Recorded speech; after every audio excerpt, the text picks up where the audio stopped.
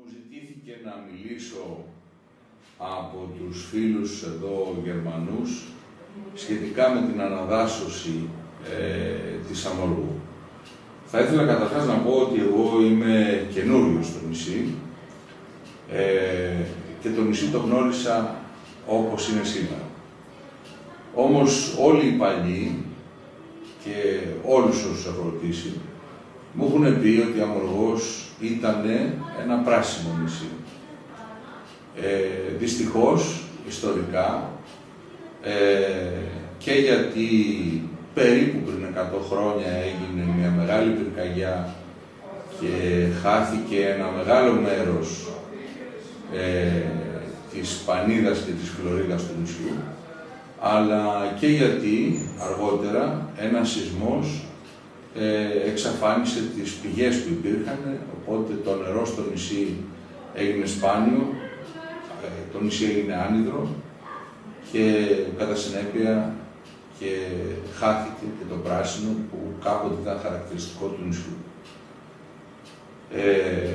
Με μεγάλο ενδιαφέρον και με μεγάλη χαρά μου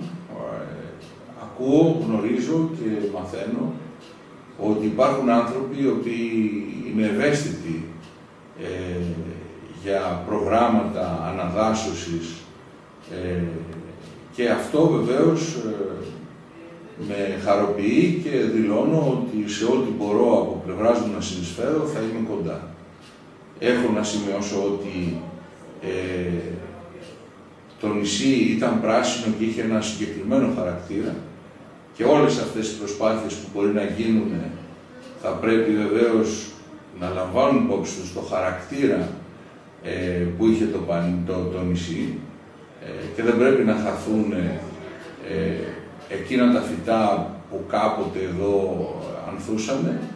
και βεβαίως η όποια αναδάσωση πρέπει να γίνει με άξονα τα ίδια φυτά πάλι να πληθύνουν και να πρασινίσουν το νησί. Τέλος, είμαι πάρα πολύ χαρούμενος που αυτές τις προσπάθειες τις κάνουν άνθρωποι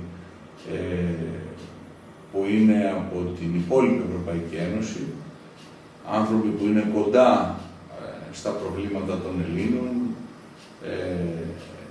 διότι σήμερα μέσα από αυτήν την αντίληψη και την έννοια της Ευρωπαϊκής Ένωσης όλοι οι λαοί είναι κοντά και αυτή η αδελφοποίηση όλων των λαών μπορεί να βοηθήσει στα γενικότερα προβλήματα που έθνος προς έθνος μπορεί να αντιμετωπίζουμε στην Ευρώπη. Δεν έχω να πω κάτι άλλο. Ευχαριστώ πολύ για τη συνέντευξη που μου παίρνετε.